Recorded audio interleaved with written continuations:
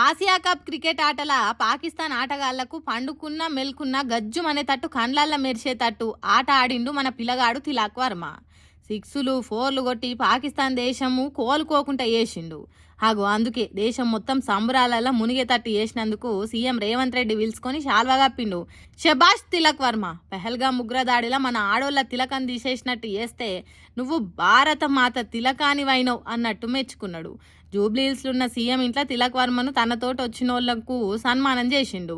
పాకిస్తాన్ దేశం ఆశలను పటాపంచలు చేసేటట్టు తనని తయారు చేసిన వాళ్ళను కూడా మెచ్చుకొని సన్మానం చేసిండు. తర్వాత తిలక్ వర్మ సీఎం రేవంత్ రెడ్డికి తన బ్యాట్ను అభిమానం కొద్ది బహుమానంగా ఇచ్చిండు. అప్పుడు చూడాలి సీఎం రేవంత్ రెడ్డి సార్ను బ్యాట్ను పట్టుకొని తన చిన్ననాటి ఆటను గుర్తు చేసుకున్నాడు కావచ్చు. సిక్స్లు ఫోర్లు ఎట్లా కొట్టేదో యాదికి రావచ్చు సార్కి. అందుకే చూడుండ్రి, క్రీజుల్లో క్రికెటర్ బ్యాట్ పట్టుకొని బాల్ కోసం ఎదురు చూసినట్టే ఎట్లా ఆడుతున్నాడో. ఎప్పటికీ అంటుంటాడు కదా సీఎం రేవంత్ రెడ్డి సారు, తెలంగాణ రాష్ట్రాన్ని ఆటల కేంద్రంగా చేస్తా అని, ఇక్కడి నుంచే ఒలింపిక్స్లా పథకాలు తెచ్చేటోళ్ళని తయారు చేయాలి అని, అందుకోసం రేవంత్ రెడ్డి సర్కారు ఎంత అంటే అంత ఖర్చు చేస్తా అని గా ముచ్చట చెప్పేతానికే ఆటలల్లో మంచిగా ఆడినోళ్ళని గీతీరుగా ప్రోత్సాహం ఇస్తున్నాడు. మీరు ఆడుండ్రి, మేము అండగుంటామన్నట్టు చేస్తున్నాడు. కాబట్టి మీ ఇంట్లో కూడా తిలక్ వర్మ సొంటి ఆటగాళ్ళు ఉంటారు, వాళ్ళని బయటికి తీయండ్రి. తెలంగాణ సర్కార్ మీకు అండగుంటది, సరేనా?